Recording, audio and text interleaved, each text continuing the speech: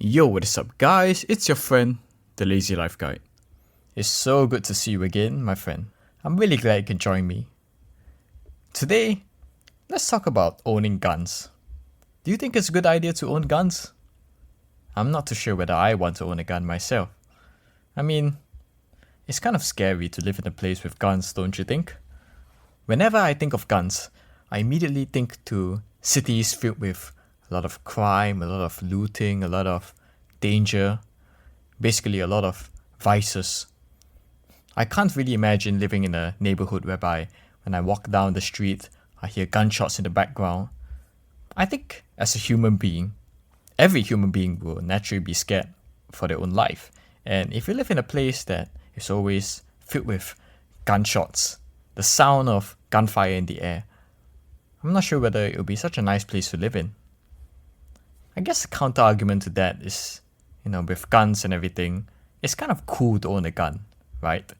I mean, just ask any little boy or any young child, and if you ask him or her, what do you want? Chances are, if it's a boy, he will tell you, I want a gun, a small little handgun, and I think it's pretty cool. When I was young too, I myself wanted to have a little gun for myself. The problem is this, you see. What the kids don't realize is that if you are allowed to have a gun, then that means that someone else also has the right to have a gun. And that's cool. I mean, it's fair. He has a gun, you have a gun. But what if that guy's gun is bigger and better than yours? That's a problem, right? And what if, say, that guy's gun is not just bigger and better, but that guy is bigger and better than you? Because it's not the guns that kill, it's the people owning the guns that do kill, right? So if you have this kind of situation arising, then you will immediately be fearful.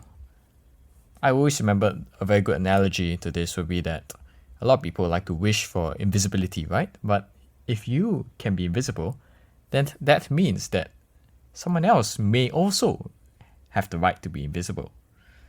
But I guess that's for another story. There are other problems with owning a gun, right?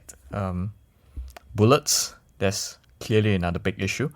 Bullets are something that is hard to account for. You can easily lose a couple bullets here and there. And especially if they are live rounds and not just blanks, then it could be really dangerous, right?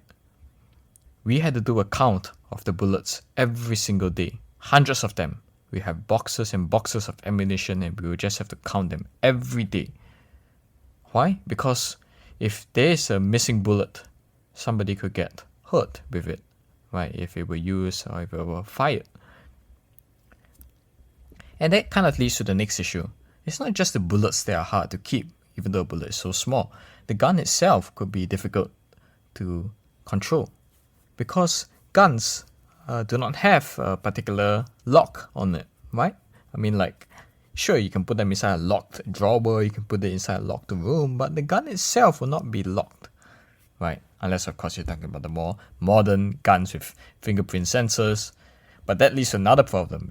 What if the fingerprint sensor goes awry or malfunctions and there's an intruder and you really need the gun? Or even worse, let's say the fingerprint sensor needs a software update. There are so many other problems with unauthorized access of the guns. And even if you can control the bullets and the access, accidents occur. You can't deny the possibility that even the most careful person can make accidents sometimes. The only difference is that an accident with a gun could be fatal. Anyways, if you ask me, I've owned a gun before, and I can assure you that they are really difficult to own. Some people say that they are like a wife because they're so troublesome. I wouldn't go so far as to say that, but they're really so difficult to clean. If you fire just one bullet, there are a lot of carbon buildup inside the gun itself, and you really need to use like a flannelette to really get through the whole gun. It's so tedious, you can literally spend hours sitting outside trying to get through all of this carbon.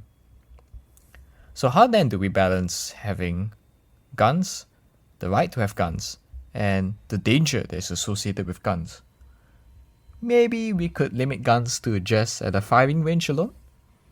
Maybe that could be one solution. Or maybe we could allow for fake guns.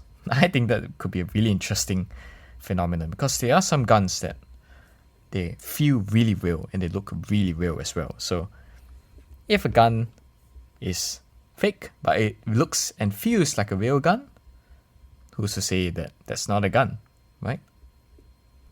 And those are my thoughts. Thank you for listening and joining me today, my friend. I'm so happy that you can be with me. I really, really appreciate it. And I'll see you again in the next one.